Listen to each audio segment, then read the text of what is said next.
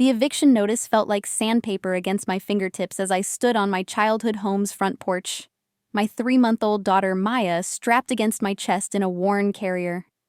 Behind me, my husband Derek's Mercedes gleamed in the afternoon sun, the same car I'd helped him buy with my inheritance. In front of me stood my mother, arms crossed, her face a mask of cold satisfaction.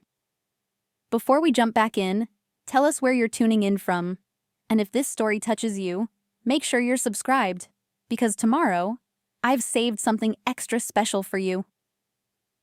I told you he was no good, she said, her voice carrying across the manicured lawn to where my assembled family watched from the driveway. My father, my 2 brothers, my Aunt Ruth, all of them gathered like spectators at an execution. But you never listen, Sophia. Always so stubborn. Maya whimpered against my chest, sensing the tension. I adjusted her weight, my arms aching from carrying our belongings in garbage bags for the past 6 hours. Everything I owned now fit into 2 trash bags and a diaper box. Mom, please, I started, hating the tremor in my voice. It's just for a few weeks, until I can find... No. The word cut through the humid air like a blade. You made your bed when you married that man against our wishes. You can lie in it. Derek's hand found the small of my back, and I flinched. His touch, once comforting, now felt like ownership. Like a brand. Mrs. Chen, Derek said, his voice dripping with the charm that had fooled me for so long. Surely you wouldn't turn away your own daughter and granddaughter. We've hit a rough patch, but... A rough patch? My brother Marcus stepped forward, his jaw tight. You got evicted, Derek. That's not a rough patch. That's failure. The landlord was unreasonable, Derek shot back, his fingers tightening on my waist. A warning. We were only 2 months behind. Try 5. My father interrupted, pulling out his phone. I called him. 5 months, Derek. 5 months of Sophia's paycheck going somewhere other than rent. The silence that followed was deafening. Even the birds seemed to stop singing. Maya began to cry in earnest now, her tiny fists bunching in my shirt. Baby needs to eat, I whispered, already knowing what came next. This was the dance we'd perfected over 3 months of motherhood. Derek would make a show of concern, my family would judge, and I would disappear to nurse in private shame. But my mother's next words stopped me cold.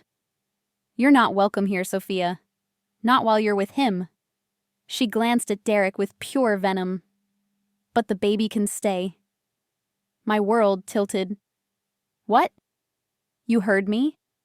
My mother's voice softened slightly when she looked at Maya's red, scrunched face. Leave him. Come back alone with my granddaughter, and we'll talk. But I won't enable this disaster of a marriage by giving you a safety net. That's insane, Derek snarled, dropping the charm entirely. You can't separate a mother from her child? Watch me, my mother said coolly. Sophia is an adult who made her choices. That baby didn't choose any of this. The ground seemed to dissolve beneath my feet. I looked at my father, pleading silently for him to intervene. He'd always been the reasonable one, the mediator. But he just stared at his shoes, his jaw working like he was chewing glass. Dad? Your mother's right, he said finally, not meeting my eyes. We can't watch you destroy yourself anymore, Sophia. If you won't save yourself, at least let us save Maya. The garbage bags suddenly felt impossibly heavy. So did Maya, despite her barely weighing 12 pounds. So did everything. My marriage, my choices, the past 3 years of my life that had led to this moment. Sophia, Derek hissed in my ear. Let's go. We don't need these people. But where would we go? The eviction had been the final straw after months of financial bleeding. Derek's investments that never materialized. His business opportunities that always needed just one more cash injection. My salary as a medical transcriptionist had been decent. Not great, but enough for a modest life. until Derek's financial black hole swallowed it all.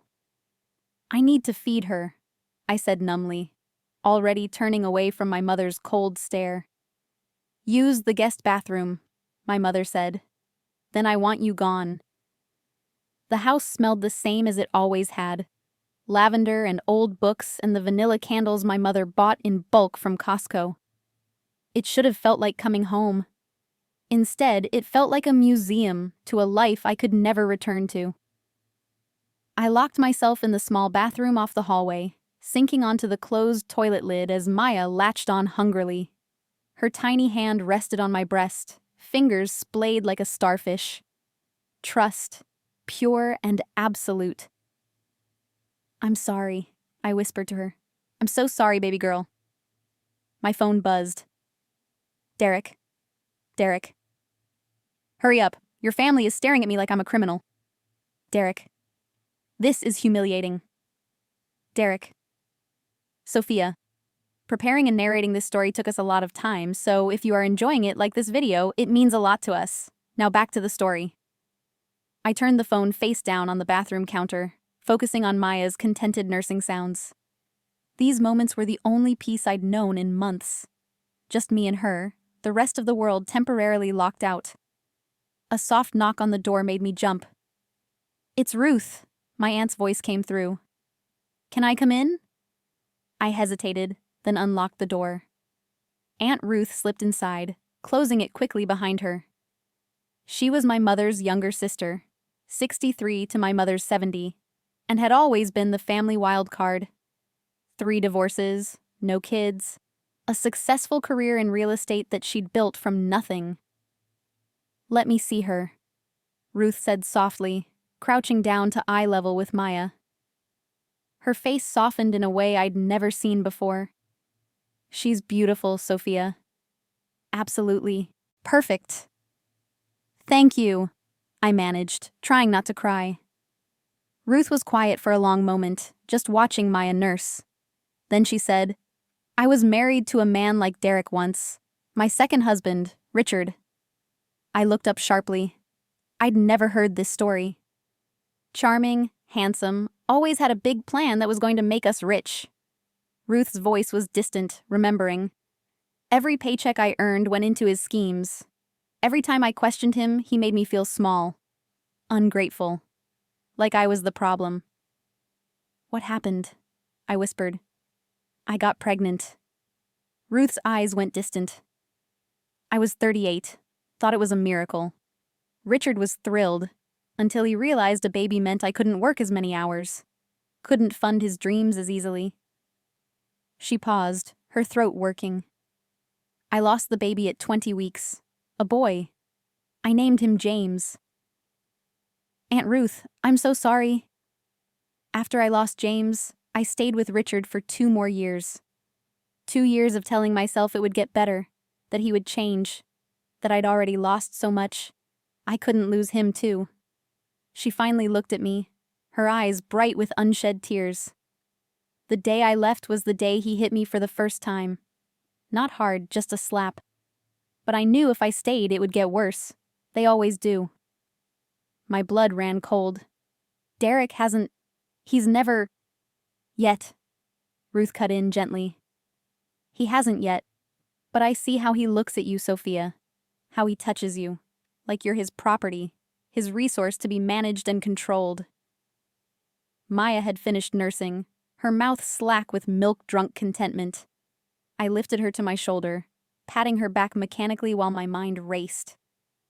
I can't take you in, Ruth continued, anticipating my question. Your mother would never forgive me, and I can't risk my relationship with her. She's all the family I have left. But... She pulled out her wallet, extracting 5 $20 bills. Take this. It's not much, but it's something. I can't. Yes, you can. She pressed the money into my free hand, folding my fingers over it. And I want you to have my number. My real number, not the family one. She scribbled on a scrap of paper from her purse. If you need help, real help, you call me. Not to move in, but if you need advice or resources or just someone to talk to who understands. Thank you, I breathed, clutching the money like a lifeline. Another knock, harder this time. Sophia, Derek's voice, sharp with impatience. We need to go. Now. Ruth squeezed my shoulder once, then slipped out of the bathroom. I heard her say something to Derek, her voice too low to make out. Then his angry response. Mind your own business, lady. I burped Maya, changed her diaper using the last one from the emergency stash in my pocket, and steeled myself. The money from Ruth went into my bra, hidden. Derek had a habit of borrowing any cash I had. When I emerged, the family tableau had shifted. My brothers flanked Derek on the porch, not quite threatening, but clearly ready to intervene if needed. My mother watched from the doorway, arms still crossed. My father had retreated to his car, unable or unwilling to witness more. Finally, Derek muttered, grabbing one of my garbage bags. Let's go. Where? The question escaped before I could stop it. Derek's jaw tightened. I have a lead on a place. Friend of mine might have a room. A friend. That meant someone from the poker games Derek swore he'd stopped attending. Someone who probably had an agenda, a favor they'd call in later. Sophia, my mother said as we reached the steps. I turned, hoping desperately for a last-minute reprieve. Instead, she said, when you're ready to leave him, you know where we are. The door is open for you and Maya. Just you and Maya. The words should have been comforting. They felt like a noose. Derek's friend lived in a part of town I'd only driven through with my car doors locked. The apartment complex was a squat gray building with bars on the windows and a broken security gate hanging at an angle. Graffiti decorated the concrete walls in colors that might have been cheerful under different circumstances. This is temporary, Derek said as he pulled into a spot between a rusted pickup truck and a car sitting on cinder blocks. Just until my deal with Marcus goes through. Marcus. The name was new. I didn't ask. I'd learned that asking questions only led to fights, and I was too tired to fight. The friend turned out to be a guy named Skull, yes, Skull, with a tattoo of an actual skull covering his throat, who met us at the door of a third-floor unit. The smell hit me first. Stale beer, cigarette smoke, and something chemically sharp that made my eyes water. Yo, Derek! Skull clasped hands with my husband like they were old war buddies. His eyes slid over me and Maya with casual dismissal. This the wife? Sophia, I said quietly. Right. So, here's the deal. Skull gestured to the apartment's interior, which was exactly as depressing as the smell suggested. You can crash in the spare room. Rent's $300 a week. A week? The words burst out before I could stop them. For one room? You're free to look elsewhere, Skull said, shrugging. But Derek says you're kinda desperate, so... I looked at Derek, who refused to meet my eyes. $300 a week was $1,200 a month for a room in a drug den with a newborn. My entire paycheck was $2,800 a month after taxes. We'll take it, Derek said. For 1 week, I interjected firmly. While we look for something else. Skull smirked. Sure, sweetheart. Whatever you say. The room was barely big enough for a twin mattress on the floor and a plastic dresser with 2 drawers missing. The window was cracked, taped over with duct tape that had yellowed with age. The carpet was stained with substances I didn't want to identify. This is where you want your daughter to sleep? I asked Derek as soon as Skull left us alone. This is where we can afford to sleep, Derek shot back. Unless you've got a better idea? I didn't. That was the problem. That first night, I barely slept. Maya was restless, crying every hour, sensitive to the unfamiliar sounds and smells. Through the thin walls, I could hear Skull and his friends laughing, their voices rising and falling in irregular waves. Once, something crashed, followed by a burst of angry shouting. Derek slept through it all, sprawled on his half of the mattress, snoring. At 3 in the morning, I gave up on sleep entirely. I sat with my back against the wall, Maya nursing in the darkness, and let myself finally cry. Quietly, so I wouldn't wake Derek or give Skull's friends ammunition for mockery. My phone buzzed. Ruth. Ruth. I know it's late. Just wanted you to know I'm thinking about you. You're stronger than you know. Such a simple message. It shouldn't have meant so much. But it did. Me. Thank you. We're safe. That's what matters. The lie felt necessary. Safer than admitting I was sitting in a drug dealer's spare room, watching cockroaches skitter across the walls, wondering how my life had come to this. Work became my sanctuary. 3 days a week, I went to the medical transcription office downtown, where I could pretend for 8 hours that my life was normal. The other 2 days, I worked from my laptop, transcribing doctor's notes and surgical reports while Maya napped in the carrier strapped to my chest. Derek had no job. This wasn't new. He'd been between opportunities for the past year, but it was becoming impossible to ignore. Every day, he promised he was meeting with investors, following up on leads, building his network. Every night, he came home smelling like beer and disappointment. Did you hear back from that marketing position? I asked one evening, a week into our stay at Skulls. I was hand-washing Maya's bottles in the kitchen sink, trying to avoid touching anything unnecessarily. They went with someone else, Derek said flatly, not looking up from his phone. What about the sales job? Or the one at the warehouse? Sophia. His voice held a warning edge. I'm handling it. By doing what? Playing poker with Skull and his friends? The silence that followed was dangerous. Derek slowly set down his phone, his eyes finally meeting mine. You want to say that again? Maya chose that moment to start crying from the bedroom. I dried my hands quickly, moving toward her, but Derek stepped into my path. I asked you a question.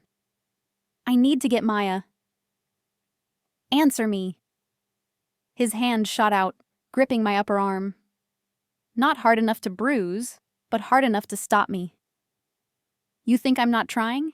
You think I enjoy living in this shithole? I think we wouldn't be in this shithole if you'd paid the rent instead of gambling my paychecks away, I said, the words tumbling out before I could stop them. The slap came fast. Not hard, just like Ruth had described, but hard enough to snap my head to the side. Hard enough to leave a burning imprint on my cheek. We both froze, staring at each other in shock. Sophia, Derek started, his voice strangled. I pushed past him, scooping Maya from her makeshift crib, a laundry basket lined with blankets. My hands shook as I pressed her against my chest, backing away from him. I didn't mean... Derek ran his hands through his hair, his face crumpling.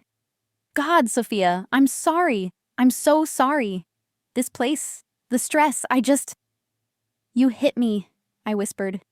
I know, and it will never happen again. I swear to you, baby, never again.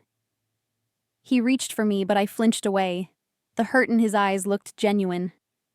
Please. You have to believe me. I'm not that guy. I would never... But he had. He just had. I need some air, I said, already moving toward the door. Sophia, wait. I didn't wait. I grabbed the diaper bag with my free hand and left, Maya wailing against my chest, my cheek still burning, my world narrowing to a single thought. Ruth was right. The building had a small courtyard behind it, if you could call a patch of dead grass and a broken picnic table a courtyard. I sat there in the dark, nursing Maya and trying to remember how to breathe. This was supposed to be temporary. The financial struggles, the tiny apartment, the wrong neighborhoods, all temporary. Derek was supposed to find his footing. We were supposed to build something together. That's what he'd promised when I'd said yes to his proposal 3 years ago, when he'd seemed so sure of himself, so full of potential. I'd met him at a hospital where I was training. He was visiting a friend who'd been in a car accident, and we'd struck up a conversation in the cafeteria. He was in finance, he'd said. Investment consulting. He had plans to start his own firm, be his own boss, build an empire. It had sounded exciting, ambitious. After a lifetime of playing it safe, following my parents' careful scripts, Derek's energy had felt like oxygen. "You're too smart to just transcribe," he'd told me on our third date. "You should be doing more. You could go back to school, become a doctor yourself." It was nice, being seen as more than I saw myself, being encouraged to dream bigger. But somewhere between the wedding and Maya's birth, the dreams had curdled into delusions. The investment firm never materialized. The consulting gigs dried up. The savings I'd carefully accumulated, including the $50,000 from my grandmother's estate, evaporated into schemes that never panned out. And now he'd hit me. My phone rang. Not Derek. My brother, Marcus. "Hello?" I answered, surprised. "Don't hang up," Marcus said immediately. "I know you probably don't want to hear from me after everything, but I need you to listen for a minute." I waited, adjusting Maya to my other breast. "Dad told me what happened at the house, with Mom." Marcus paused. "She was out of line, Sophia. Way out of line."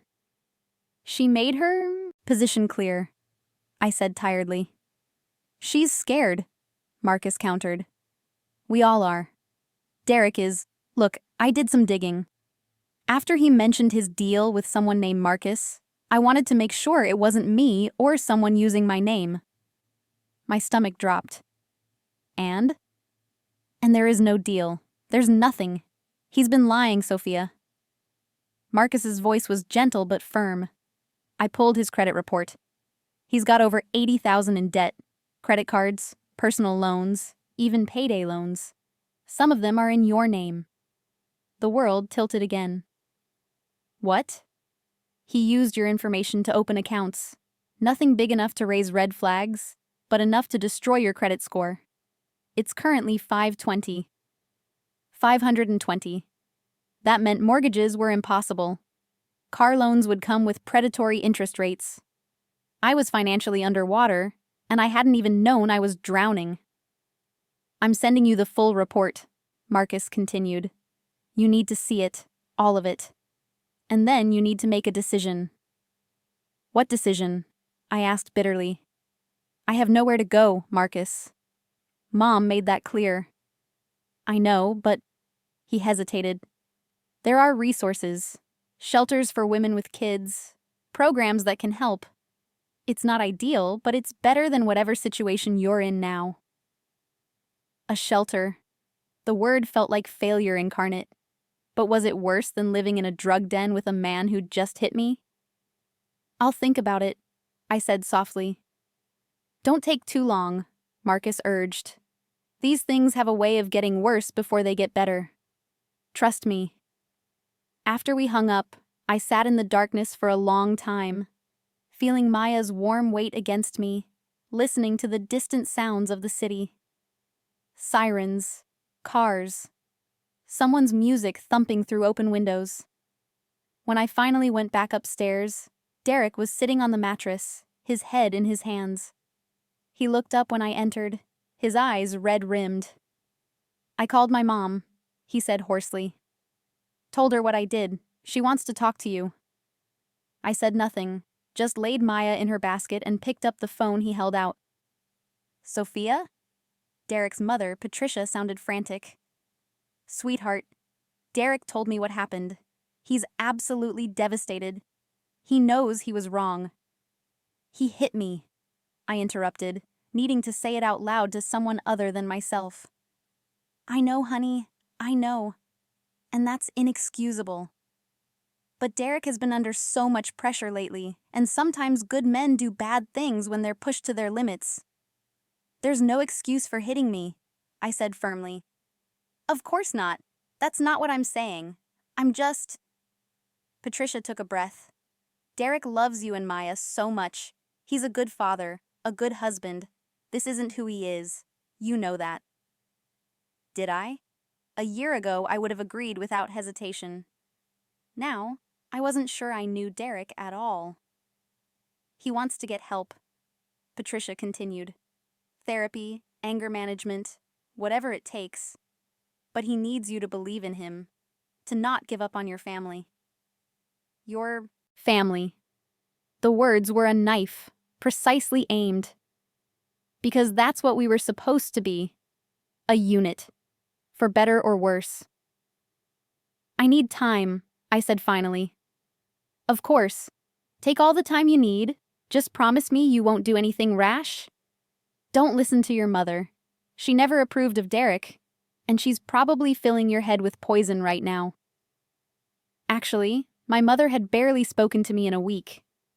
But I didn't correct Patricia. After the call ended, Derek looked at me hopefully. I meant what I told her. I'll get help. I'll fix this. Okay, I said, because I was too tired to argue.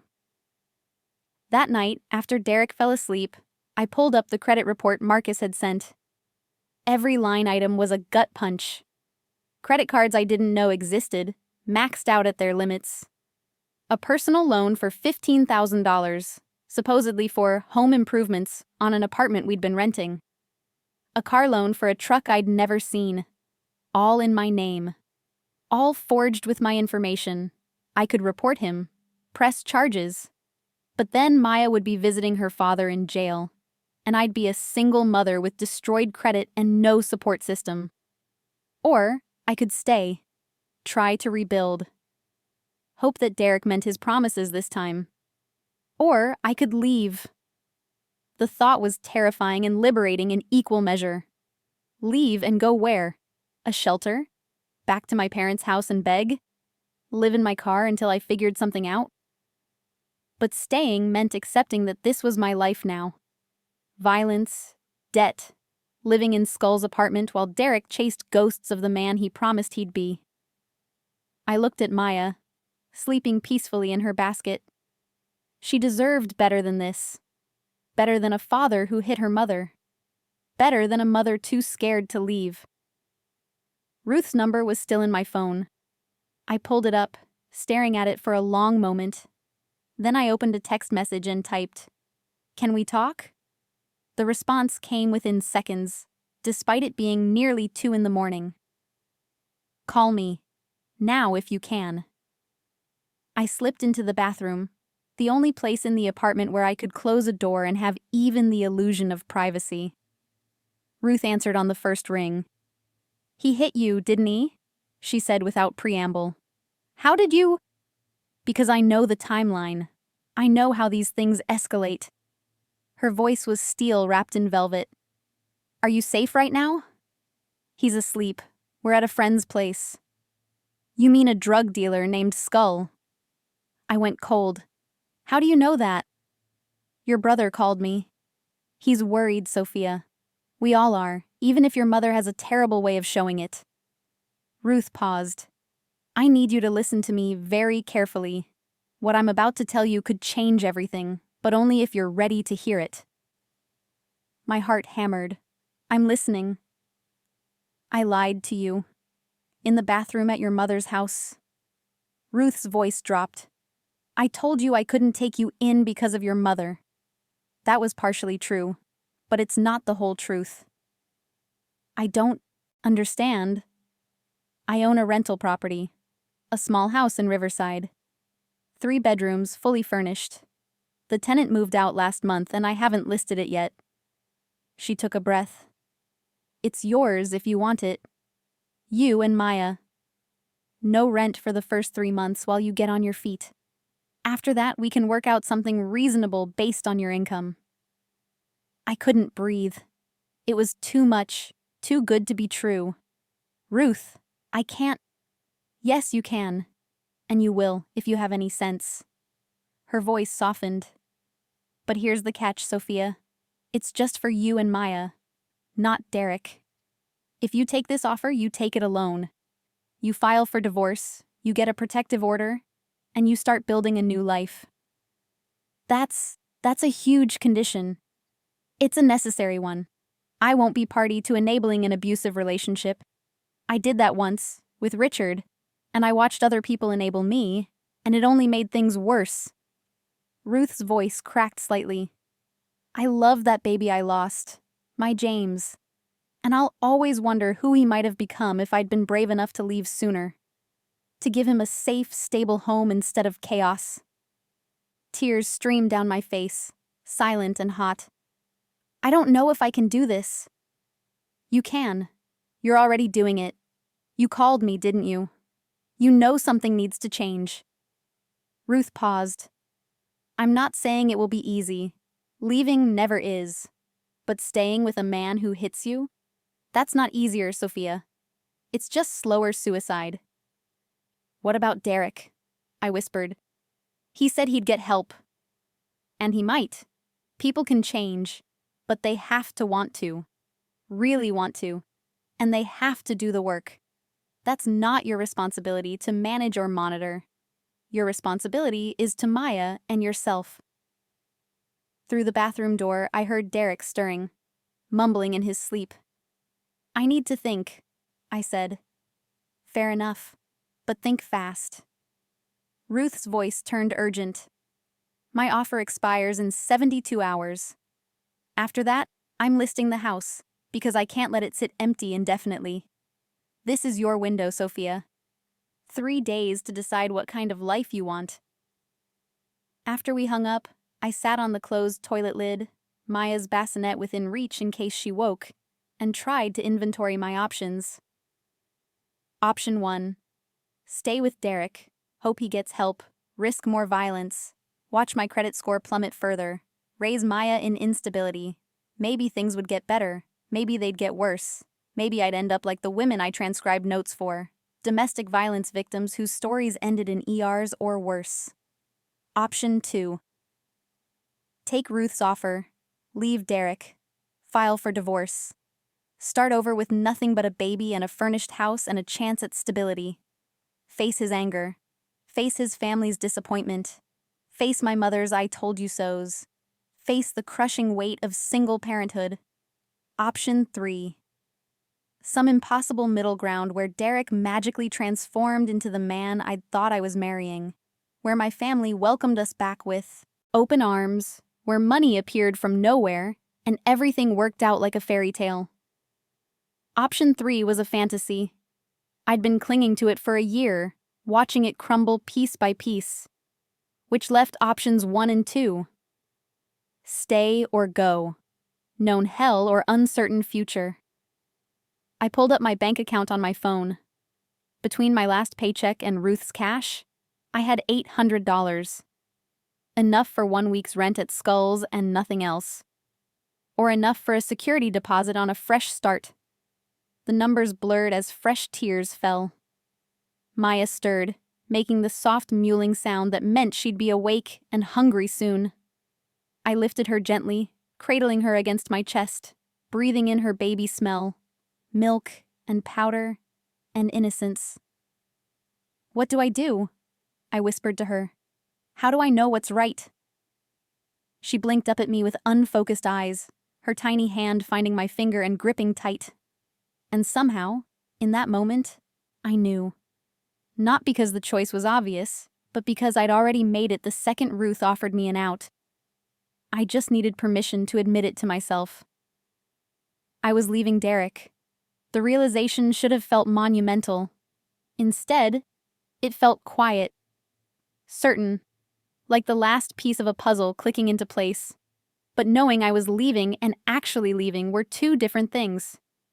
I'd need a plan. Resources. The element of surprise, because men like Derek didn't let go easily. I'd need help. Morning came too soon. Derek woke in an aggressively cheerful mood, as if his apology and his mother's phone call had wiped the slate clean. He made coffee. Terrible instant coffee. But the gesture was there, and presented it to me like an offering. I have a meeting today, he announced. With Marcus. The real Marcus, my buddy from college. He's got a lead on a sales position. I'd heard this song before. Different verses, same chorus. That's good, I said neutrally. It could be big, Sophia. Regional sales manager, company car, full benefits. Derek's eyes shone with familiar manic energy. This could turn everything around. I hope so. He frowned at my tone. You don't believe me. I didn't say that. You don't have to.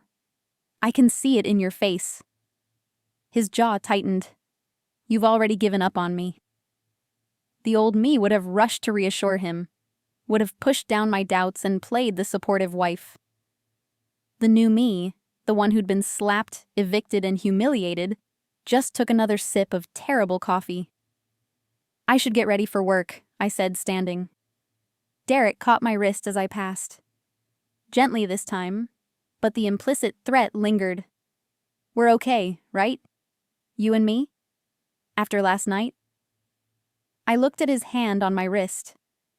At his face, searching mine for confirmation that he was still the good guy in this story. At the man I'd married, who seemed more like a stranger with every passing day. We're okay, I lied. He released me, satisfied. Good. Because I love you, Sophia. You and Maya are everything to me. Don't forget that. I dressed for work mechanically, my mind already 3 steps ahead. I'd need to call Ruth during my lunch break. Start researching divorce attorneys who worked on sliding scales. Figure out how to move our stuff without Derek knowing. That last part would be tricky. Our belongings fit in 2 garbage bags, but moving them would signal my intentions. I'd need to be subtle, strategic. I'd need to be smart. At work, I threw myself into transcription with unusual focus. Doctors' notes about fractured ribs, torn ligaments, concussions with suspicious circumstances.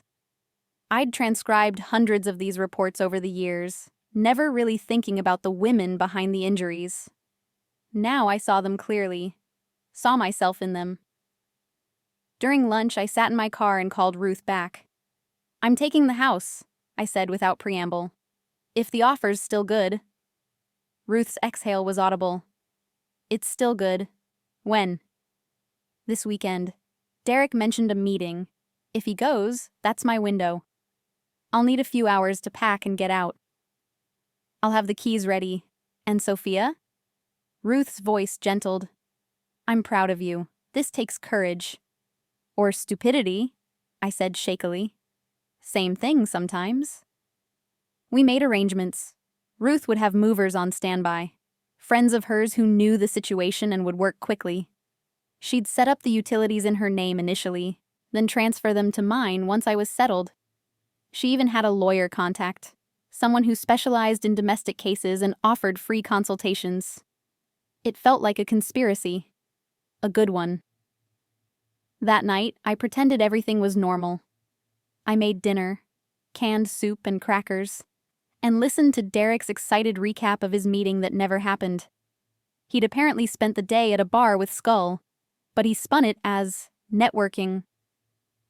These things take time, he explained, seemingly unaware that I'd heard this exact speech 100 times before.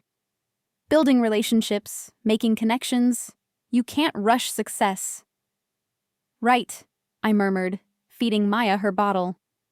You could try being more supportive, Derek snapped suddenly. I looked up, startled. I didn't say anything. Exactly. You sit there with that judgmental look on your face, making me feel like shit in my own home. This isn't your home, I said quietly. It's Skull's. The temperature in the room dropped 10 degrees. Derek stared at me, his eyes narrowing. You know what? Maybe your mother was right. Maybe you are ungrateful. Here I am, busting my ass to provide for this family, and all you do is criticize. I bit my tongue, literally, tasting copper. 3 more days. I just had to survive 3 more days. Derek's mood swings continued throughout the week. One moment, he'd be the charming man I'd married, helping with Maya and talking about our future. The next, he'd be cold and critical, finding fault in everything I did. On Thursday, he grabbed my phone while I was in the shower, checking my messages. I'd been careful, All communications with Ruth were deleted immediately, all research done on private browsers. But the invasion still felt violating. "Who's calling you from a blocked number?" he demanded when I emerged. "Probably a spam call. I get them all the time. Show me your call log." "Derek, show me." I showed him, heart pounding. The blocked number was actually Ruth checking in, but there was no way for him to know that. He scrolled through suspiciously, looking for evidence of… what? Infidelity? Conspiracy? Finally, he handed the phone back. "Okay, sorry, I worry, you know? That you're going to leave me." The irony wasn't lost on me. Friday arrived with agonizing slowness. Derek's meeting was scheduled for Saturday afternoon at 2. Ruth's movers would arrive at 2:15. I'd have 3 hours, maybe 4 if Derek went out afterward like he usually did. I spent Friday quietly packing, sorting through our meager belongings, deciding what was worth taking. Derek's stuff stayed. My clothes, Maya's things, my laptop, the few photographs I couldn't bear to leave behind. It all fit into 2 suitcases and a diaper bag. 3 years of marriage, reduced to carry-on luggage. That night, Derek was affectionate in a way he hadn't been in months. He held me close, kissed my forehead, whispered promises about how things would get better. "I'm going to make you proud," he murmured into my hair. "I swear it." I wanted to believe him. Some foolish part of me still wanted to believe him. But Ruth's voice echoed in my head. People can change, but they have to want to, really want to, and they have to do the work. Derek wanted things to change. He just didn't want to change himself. Saturday morning felt surreal. Normal breakfast, normal routine, normal conversation about nothing important. Derek was excited about his meeting, confident it would finally be the break he'd been waiting for. "I should be back by 5, he said, kissing me goodbye. "Maybe we can celebrate? Get takeout or something?" "Sure," I said, my heart breaking and healing simultaneously. After he left, I counted to 100, then 200, making sure he wasn't coming back for forgotten keys or phone chargers. At 2:15 exactly, Ruth's movers arrived. 2 women in their 50s who introduced themselves as Jan and Carol. They worked with military efficiency, loading everything into their truck in under an hour.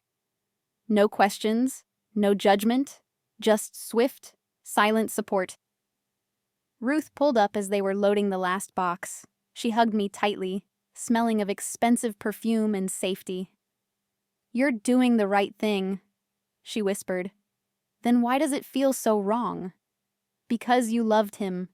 Love doesn't die just because it should." She pulled back, holding my shoulders. "But sometimes love isn't enough. Sometimes survival matters more."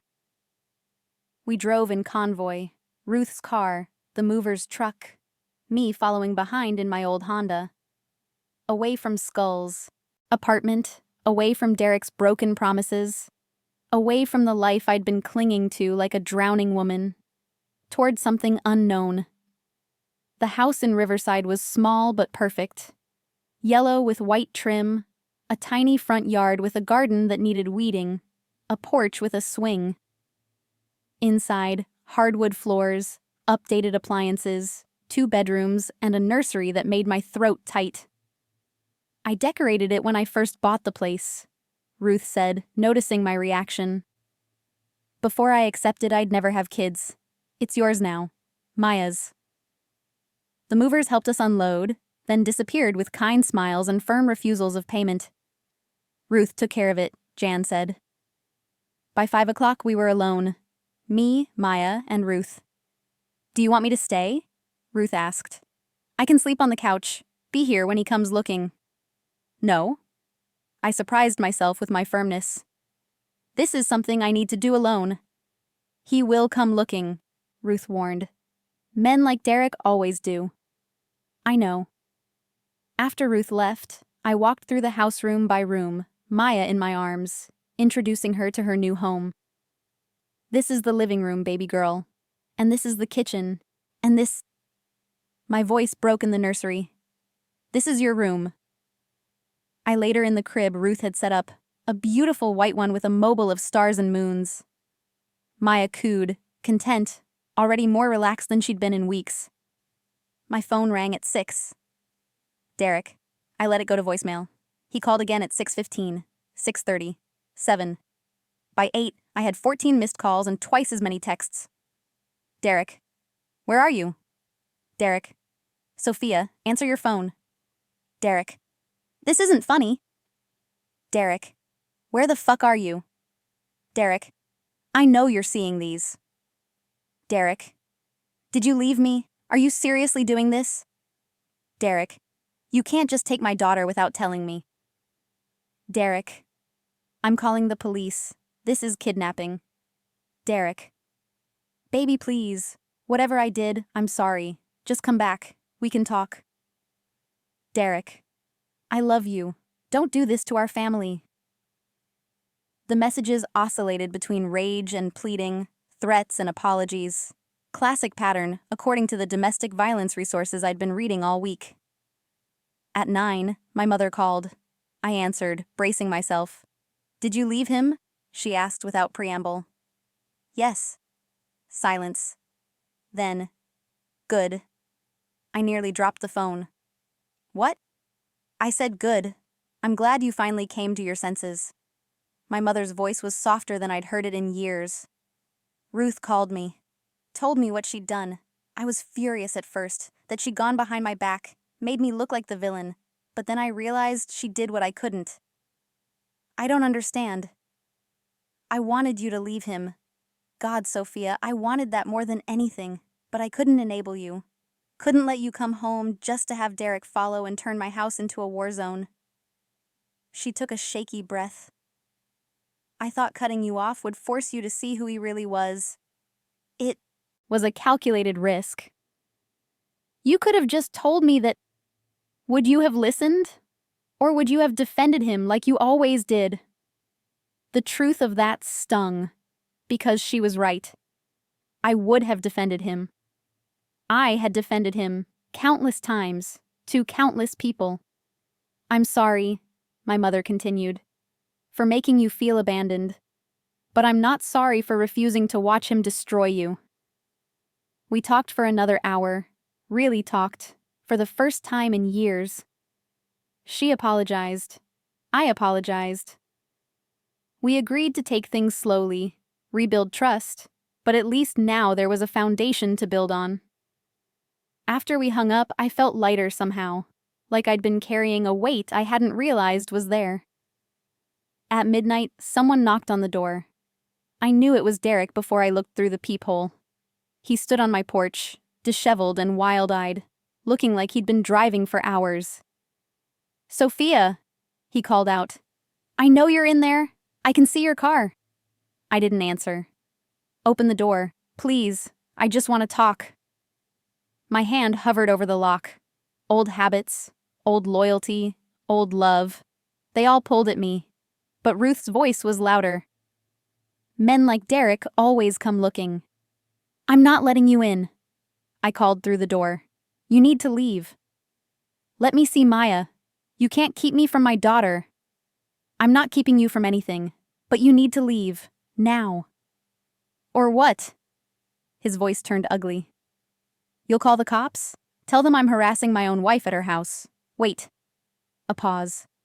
This isn't your house. This is way too nice. Whose house is this, Sophia? I said nothing. You've been planning this, haven't you? Behind my back, plotting with your family. Derek, I'm calling the police. Do it! He roared, slamming his hand against the door. Call them. Tell them how you kidnapped my daughter and disappeared without a word. See how that works out for you. My hands shook as I dialed 911. The operator was calm and professional, asking questions I answered in a voice that didn't sound like mine. Yes, my husband. Yes, at the front door.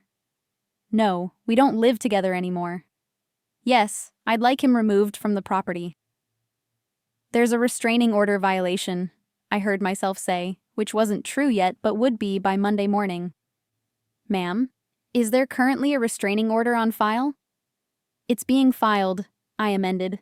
First thing Monday morning.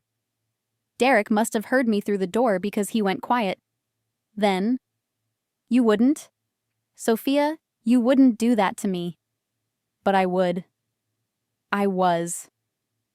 The police arrived 12 minutes later. 12 minutes that felt like hours, with Derek alternating between begging and threatening outside my door. They made him leave, warned him about trespassing, took my statement. You should file that restraining order sooner rather than later, the older officer advised. Men in his state tend to escalate. After they left, I double-checked every lock, every window.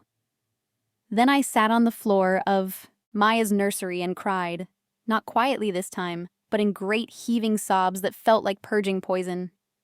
Maya slept through it all, safe in her crib, dreaming baby dreams.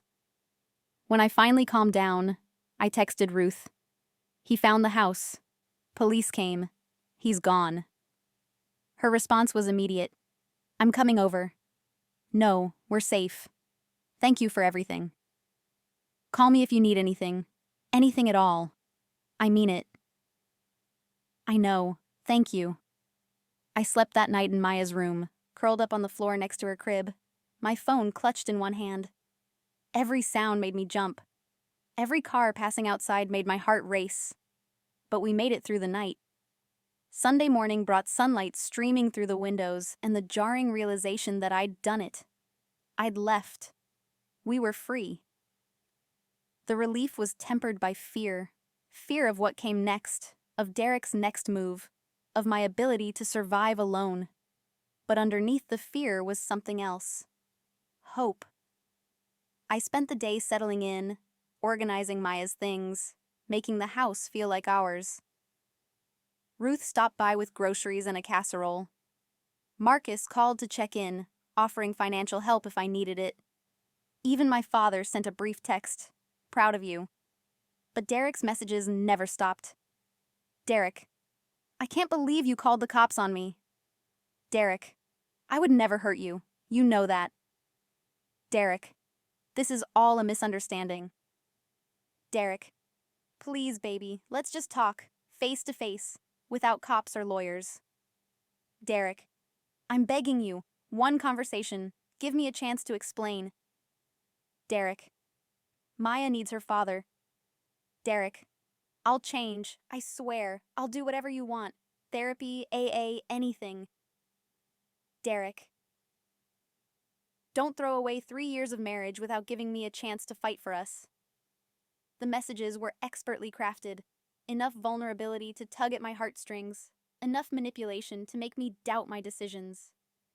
This was Derek at his best, charming, persuasive, saying exactly what I wanted to hear. But Ruth had warned me about this too. He'll promise the moon, she'd said. And he might even believe it when he says it, but promises are easy. Follow-through is hard. On Monday morning, I met with the lawyer Ruth had recommended, a woman named Diana Chen who specialized in family law. She was no-nonsense and efficient, walking me through the process of filing for divorce and getting a restraining order. With the police report from Saturday, this should be straightforward, she said, making notes. We'll file for sole physical custody of Maya, with supervised visitation for him once we sort out the details. He's going to fight this, I said. They always do, but he doesn't have much to stand on. Unemployed, kicked you out, history of financial deception. Diana looked up from her notes. You're in a strong position, Sophia. Don't let him make you think otherwise. The paperwork felt official, real. No more abstract planning. This was actual dissolution of a marriage. Do you need time to think about it? Diana asked, seeing my hesitation. I thought of Maya, sleeping peacefully in her car seat. Thought of the slap that had started all this. Thought of the woman I'd been 6 months ago, desperately trying to hold together something that was already broken. No, I said firmly. Let's file it. Derek was served papers on Tuesday. He called 17 times in 3 hours. I didn't answer any of them. Instead, I forwarded everything to Diana, building our case one unhinged message at a time. On Wednesday, he showed up at my work. I saw him through the office window, pacing in the parking lot, running his hands through his hair in that way he did when he was agitated. My supervisor, Carol, a grandmother of 5 with zero tolerance for nonsense, took one look at him and called building security. "Ex-husband?" she asked. "Soon to be," I confirmed. "They're always the worst during the soon-to-be phase." She squeezed my shoulder. "You need to leave early today. Go out the back entrance. Security will make sure he doesn't follow."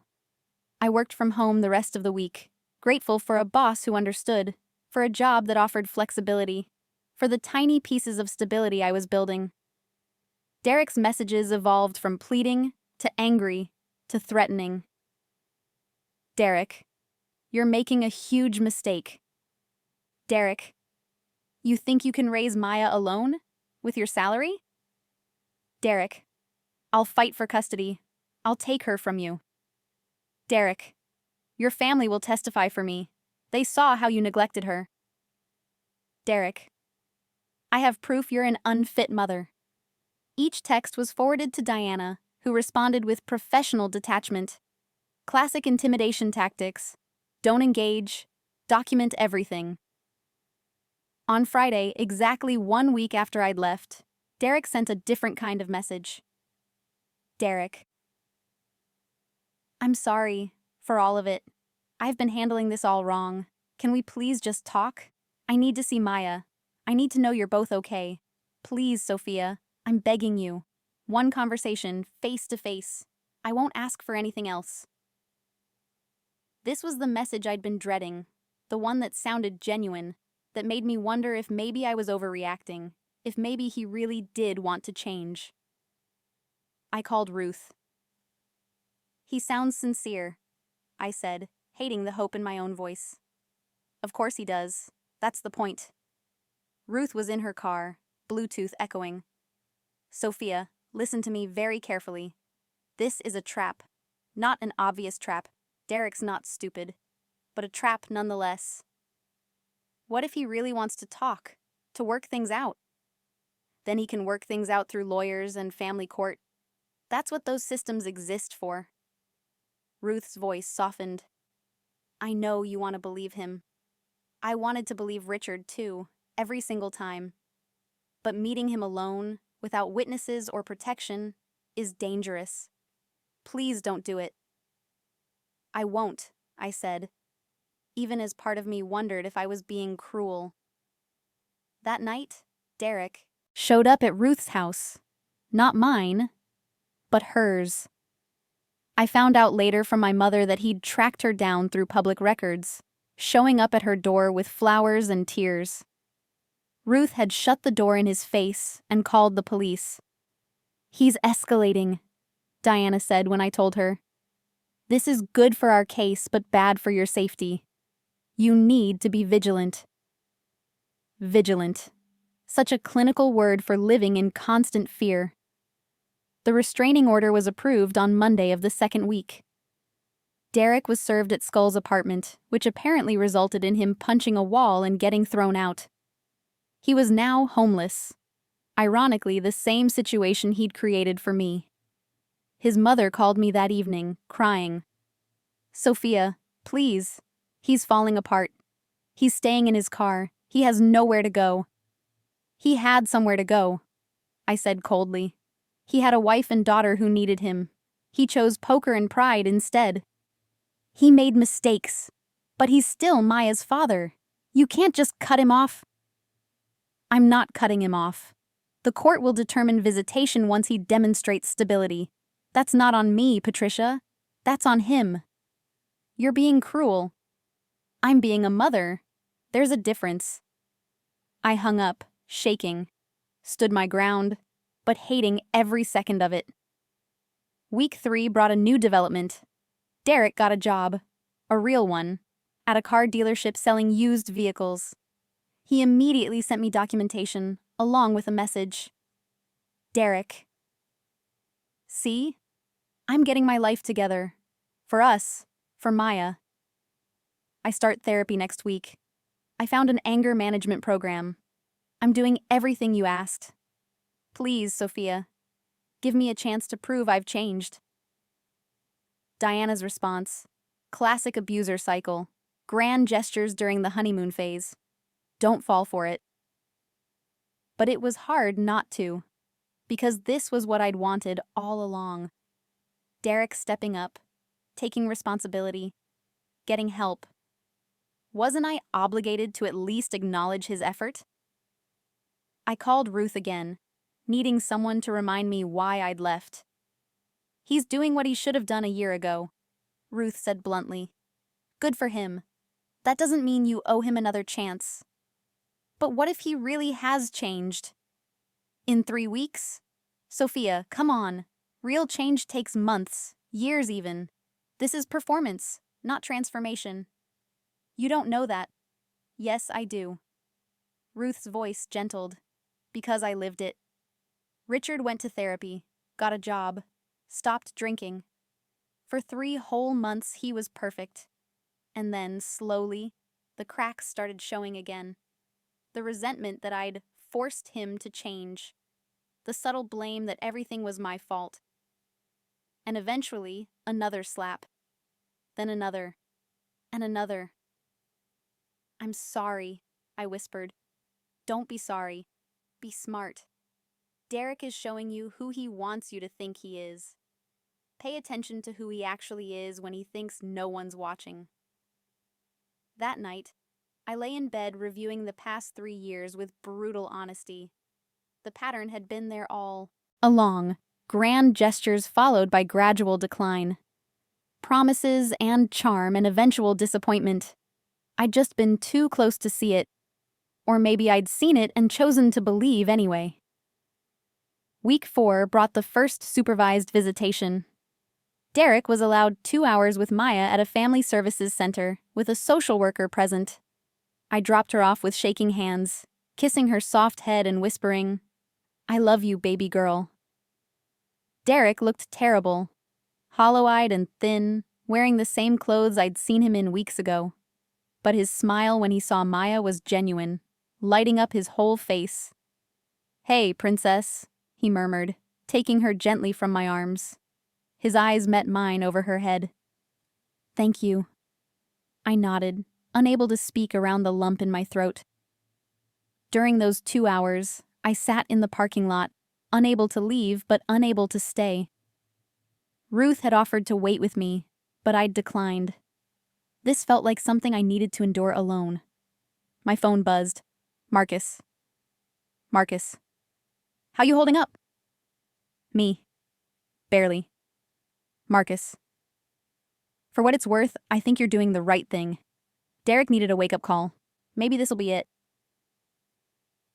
Me. Maybe, but I didn't believe it. And I hated myself for not believing it, for being so cynical about the father of my child. When I picked Maya up, the social worker pulled me aside.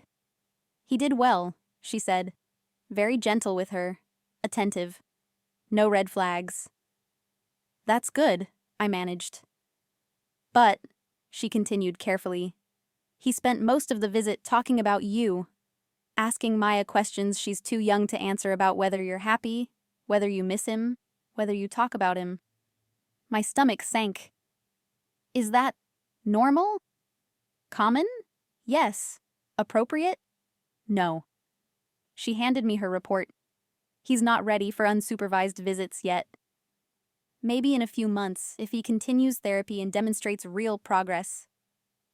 Derek was waiting outside, standing next to my car. The social worker frowned but stayed close, ready to intervene if needed. Can we talk? Derek asked. Please? Just 5 minutes? Every instinct screamed no. But looking at him, really looking, I saw genuine desperation. And maybe I was weak, or maybe I was compassionate. But I found myself nodding. 5 minutes, here, where she can see us. I gestured to the social worker. Derek's whole body sagged with relief. Thank you. God, Sophia. Thank you. We stood by my car, Maya between us in her carrier, as Derek delivered what sounded like a prepared speech. I know I messed up. I know I hurt you, disappointed you, failed you as a husband and father.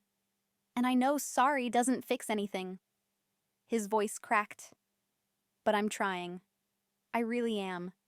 The therapy, the job, the anger management, it's not for show. It's because I finally understand what I lost. Derek, let me finish. Please. He took a breath. I don't expect you to take me back. I know it's too late for us. But Maya deserves a father who's not a screw-up. And I want to be that father. Not the guy I was, but someone better. It was a good speech, maybe even a sincere one. I hope you mean that, I said softly. For Maya's sake. I do. He looked at our daughter, sleeping peacefully, unaware of the chaos around her. She's the best thing I ever did. The only good thing, really. We'll see how it goes, I said, unlocking my car. One visit at a time. That's all I'm asking for. He helped me load Maya's carrier into the base, his hands gentle. One chance at a time. As I drove away, I watched him in the rearview mirror, standing alone in the parking lot, looking more lost than I'd ever seen him. And despite everything, the slap, the eviction, the lies, the manipulation, I felt a twinge of pity. But pity wasn't love, and it wasn't reason enough to go back. That night, I wrote in the journal Diana had suggested I keep for court purposes. Visitation went well. Derek was appropriate with Maya. Social worker recommended continued supervision. He asked to talk, gave speech about changing, being better, seemed genuine. Still don't trust it. Still don't trust him. But maybe, eventually, he can be the father Maya deserves. Even if he can't be the man I needed. For now, we're safe, we're stable, and that's enough. I closed the journal and looked around the small living room of the house Ruth had given us. Maya's toys scattered on the floor. My laptop open on the coffee table. Transcription work waiting. A life that was mine, built on my own terms. It wasn't the life I'd imagined when I said I do 3 years ago, but it was a good life, and it was ours. Tomorrow would bring new challenges, court dates, financial stress, the exhausting reality of single motherhood. Derek would probably message again, oscillating between charm and anger as he always did. But tonight, in this moment, we had peace. And peace, I was learning, was worth fighting for. Husband made me homeless with our baby. He's now begging for one last chance. The next 3 months passed in a blur of court dates, supervised visitations, and carefully constructed stability. Derek maintained his job at the dealership, attended his therapy sessions, and showed up for Maya every single week without fail. His texts became less frequent, more respectful, asking about Maya's milestones instead of begging for reconciliation. I wanted to believe it was real. God, how I wanted to believe it. But Ruth's warning echoed constantly. Real change takes time. Watch what he does when no one's looking. The problem was, someone was always looking now. The social workers, the therapists, me. Derek's entire life had become a performance with an audience. How could I know what was genuine when everything was monitored? You're overthinking this, my mother said one Sunday afternoon, as we watched Maya crawl across Ruth's living room floor. We'd started having weekly family dinners at Ruth's house, neutral territory where everyone felt safe. Derek is doing everything right. At some point, you have to acknowledge that. I do acknowledge it, I said, bouncing Maya on my knee. I just don't know if it's enough. Enough for what? My father asked, looking up from his newspaper. To trust him again? Or to go back to him? Those are two different things, Dad. Exactly. So which one are you worried about? I didn't have an answer. The truth was, I didn't want to go back to Derek. The peace I'd found in Ruth's little yellow house was precious, hard-won. But I also didn't want Maya growing up without a father. And Derek was trying. Genuinely, consistently trying. My phone buzzed. Derek. Derek. Maya's 9-month checkup is next week, right? Can I come? I want to be there for the important stuff. I showed the message to Ruth, who read it with pursed lips. What do you think? I asked. I think it's a reasonable request from a father who's been consistent for 3 months, Ruth admitted reluctantly. But I also think you should check with Diana first. Make sure it doesn't violate anything. Diana's response was swift. As long as it's in a public place and you're comfortable, there's no legal issue. It might actually strengthen his case for unsupervised visitation eventually. So I agreed. And the following Tuesday, Derek met us at the pediatrician's office, arriving early with a small stuffed elephant for Maya. I remembered you said she likes elephants, he said shyly, offering the toy. She did like elephants. I'd mentioned it once, months ago, in passing. The fact that he remembered made my chest tight. The appointment went smoothly. Derek asked intelligent questions about Maya's development, took notes on the doctor's recommendations, and held her gently while she got her vaccines. When she cried, he soothed her with practiced ease, bouncing her and singing softly until she calmed. You're good with her, I said afterward in the parking lot. I'm her dad, Derek replied simply. I should be good with her. I should have been good with both of you from the start.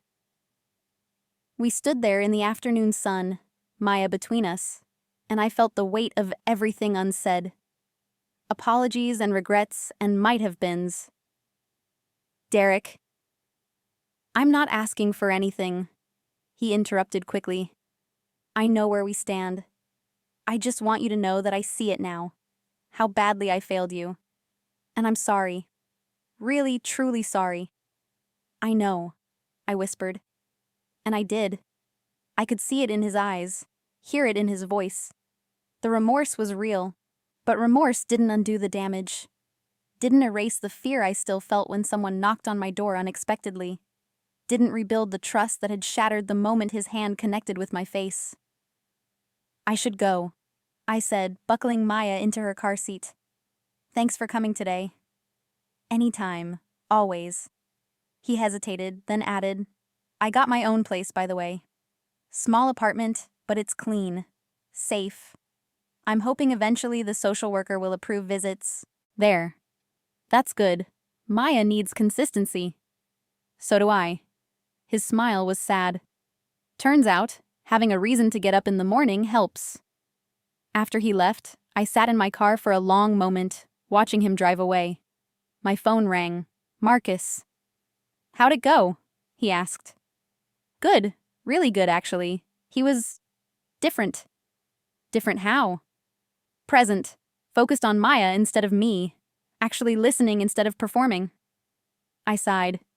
It's confusing. Change is always confusing, Marcus said. Especially when you've trained yourself to expect the worst. Am I being unfair to him? Not giving him credit for the progress he's made? No, you're being cautious. There's a difference. Marcus paused. Sophia, Derek put you and Maya on the street. He hit you. He destroyed your credit and stole your inheritance. 3 months of good behavior doesn't erase 3 years of chaos. I know, but Maya deserves a father. Maya deserves a father who's consistently stable, not just temporarily compliant because he's being monitored. Marcus's voice softened. I'm not saying Derek can't change. I'm saying it's okay for you to wait and see if the change sticks before you let your guard down. That night, I dreamed about the eviction.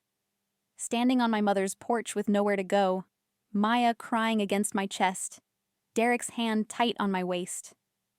But in the dream, when I turned to look at him, his face kept shifting. Sometimes the charming man I'd married, sometimes the hollow-eyed stranger from the parking lot, sometimes someone I didn't recognize at all. I woke up gasping, checking instinctively for Maya in her crib.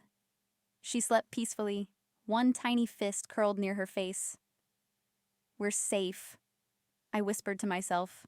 "We're safe." But was safe enough? Or was I letting fear dictate my life the way I'd once let love blind me to reality? The months continued. Derek's supervised visits expanded to 4 hours, then 6. The social worker's reports were glowing. Engaged father, appropriate boundaries, genuine emotional connection with child. At Maya's first birthday party, held at Ruth's house with my family in attendance, Derek showed up with a cake he'd made himself.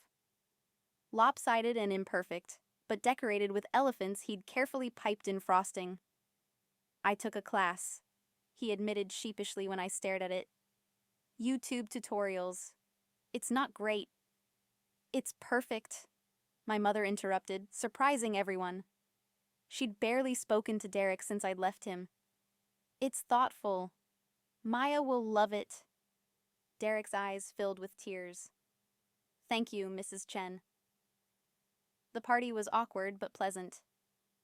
Derek stayed on his side of the room, interacting with Maya but not pushing boundaries with me or my family. When it was time to cut the cake, he asked permission before taking photos. When Maya got fussy, he handed her to me without protest. "He's really trying," my brother James said quietly, watching Derek clean up wrapping paper. "I didn't think he had it in him." "Me neither," I admitted. After everyone left, Derek lingered, helping Ruth and me clean up. We worked in surprisingly comfortable silence, falling into a rhythm that felt familiar from the early days of our marriage, before everything fell apart. "Thank you for letting me be here today," Derek said as he prepared to leave. "It meant everything." "You're her father. You should be at her birthday." "Still, I know it's complicated. I appreciate you making it work." He paused at the door, keys in hand. "Sophia, can I ask you something?" "Okay. Do you think there's any chance—" He stopped, shook his head. "Never mind. That's not fair to ask." "Ask anyway." He took a breath. "Do you think there's any chance, maybe not now but someday, that we could try again? Not jump back into marriage, but just try? Date, maybe? See if we can build something better than what we had?" My heart clenched. This was the question I'd been dreading and anticipating in equal measure. "I don't know," I said honestly. "Right now, I'm focused on Maya and building stability. Anything beyond that feels impossible to think about." "That's fair." He smiled sadly. "For what it's worth, I'm focused on the same things. Being a good dad, building stability. I'm not the same guy who messed everything up, Sophia. I'm working really hard not to be him anymore." "I can see that." "So maybe someday?" His eyes held hope that hurt to look at. "Maybe someday," I echoed. Not a promise, but not a rejection either. After he left, Ruth found me sitting on the porch swing, watching the stars. "You okay?" she asked, settling beside me. "I don't know what I am." I pulled my knees to my chest. Part of me wants to believe he's changed, that we could have the life I thought we were building. But another part of me is just tired. Tired of hoping, tired of being disappointed, tired of trying to fix what might be fundamentally broken. "Those are both valid feelings," Ruth said gently. "And you don't have to choose right now. You don't have to choose ever, really. You can just exist in the uncertainty until something becomes clear. What if nothing ever becomes clear? Then you keep living your life, raising your daughter, building your peace. Derek's redemption arc isn't your responsibility, Sophia. It's his." I leaned my head on her shoulder, grateful for her wisdom. "Thank you for everything. The house, the support, the reality checks when I need them. That's what family does." She kissed the top of my head. "And you are family, sweetie. Never doubt that." 6 months post-separation, the court granted Derek unsupervised visitation. 2 Saturdays a month, overnight once his apartment was inspected and approved. The social worker's final report recommended eventual shared custody if Derek maintained his progress. The night before Maya's first overnight visit with Derek, I barely slept. I packed her bag 3 times, checking and rechecking that everything was perfect. Diapers, wipes, favorite blanket, backup pacifiers, detailed instructions about her routine. "She'll be fine," Marcus assured me when I called him at 2 a.m., panicking. "And if she's not fine, Derek will call you. He's not going to let anything happen to her." What if she cries all night? What if she doesn't sleep in a strange place?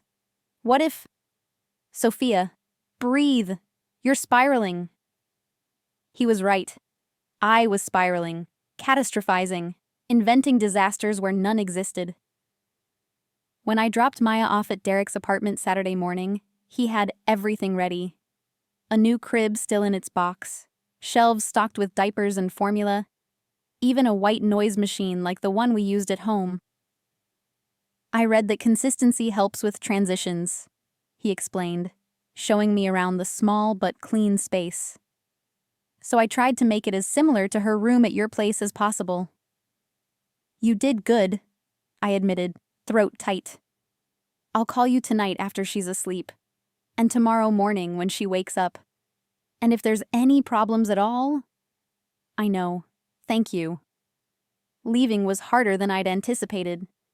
Maya waved from Derek's arms, babbling happily, completely unaware of my internal crisis.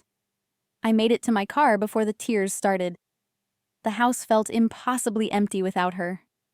I cleaned obsessively, reorganizing drawers that didn't need reorganizing, washing sheets that weren't dirty.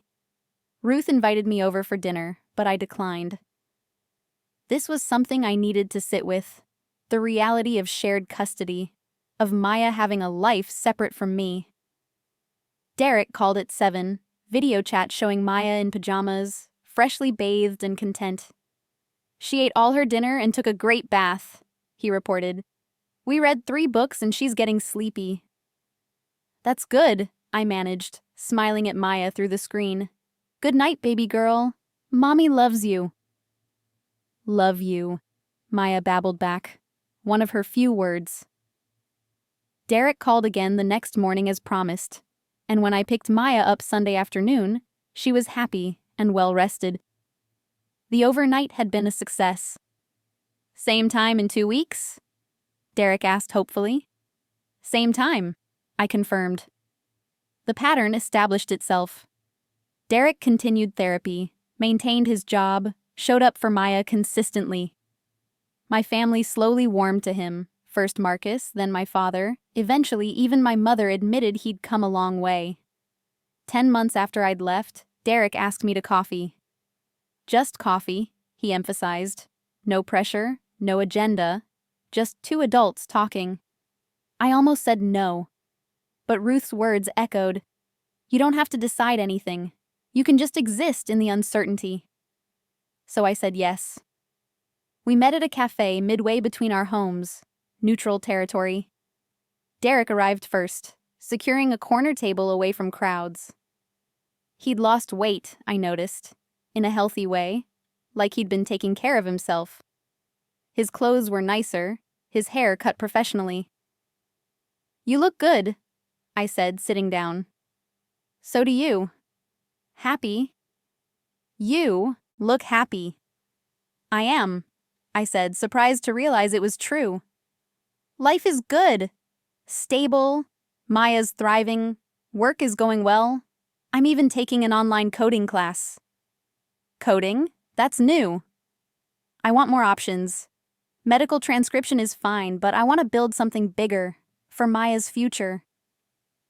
I sipped my coffee. "What about you? How's the dealership?" "Good. Really good, actually. I made Salesman of the Month last quarter." He smiled, a real smile that reached his eyes. "Turns out I'm decent at sales when I actually show up next. You've got 2 more standout stories right on your screen. If this one hit the mark, you won't want to pass these up. Just click and check them out. And don't forget to like, subscribe, and turn on the notification bell so you don't miss any upload from us.